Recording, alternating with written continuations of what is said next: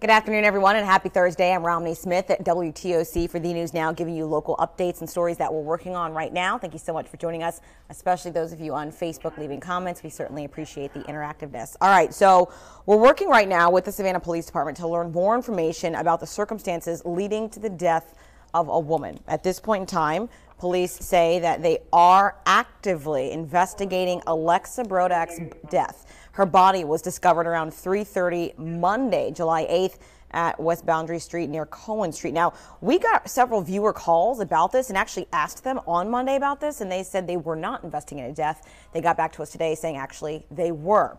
The current death investigation is going on, but they're being very tight-lipped about the circumstances surrounding her death. Right now, they have also not shared if they're searching for any particular suspects. As soon as we learn any more information about whatever led to her death and if they are searching for any suspects, we will be sure to let you know.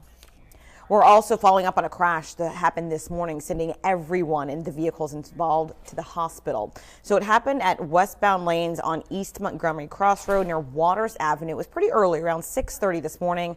A Toyota Camry was traveling west when it crossed into the opposing lane and hit an eastbound Acura. Well, everyone in both vehicles were taken to the hospital, and that includes two children, ages 2 and 4.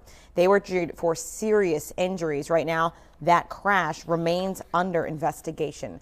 And speaking of traffic and other traffic news, state troopers say they will close the northbound lanes at Pooler Parkway between Pine Barren Road and Lowe's from 8 a.m. until noon on Friday. So those of you who are in that Pooler area, expect a closure. That's because they need to reconstruct the deadly wreck that happened on Tuesday. So detours will be in place and officers will be at the site redirecting everyone and traffic as needed. 71-year-old Sherry Ward of Pooler and 59-year-old Peggy Gadget of Guyton both died in the crash.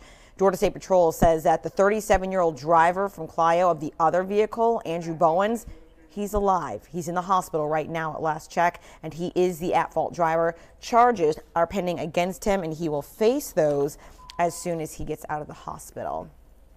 All right, right now, the two actually, hold on one second. We do have a question on Facebook I want to get to. Roberto Alvarez saying, what about the soldier's wife from Fort Stewart? We still don't have any more information at this point in time. However, WTOC reporter Meredith Parker is working on that story, but that case remains the same information we know now is the same that we've already brought to you. We know that her family member called police on base asking for a wellness check, and when they went to her residence, they found her dead at that time. Her spouse has been notified. That person is working their way back to the United States. Of course, there is a military exception in cases like this when it deals with homicide and the spouse of an active duty deployed military member. At this time, we're still working to learn more information.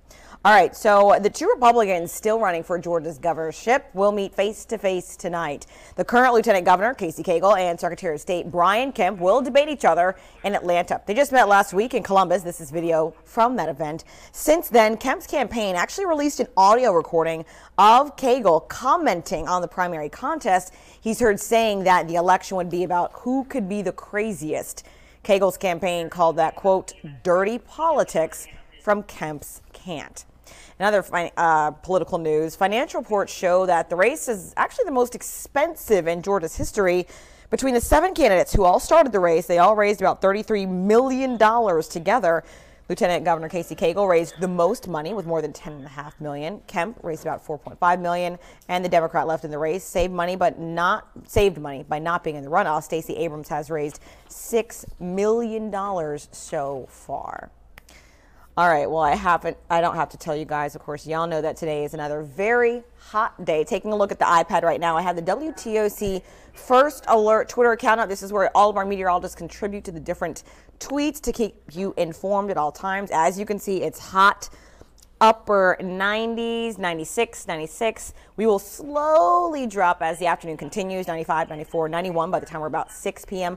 Of course, it's always a little bit cooler on the coast since you're right on the water, but you know what? It's hot today. Use your sunscreen, drink lots of water, be safe, and be smart.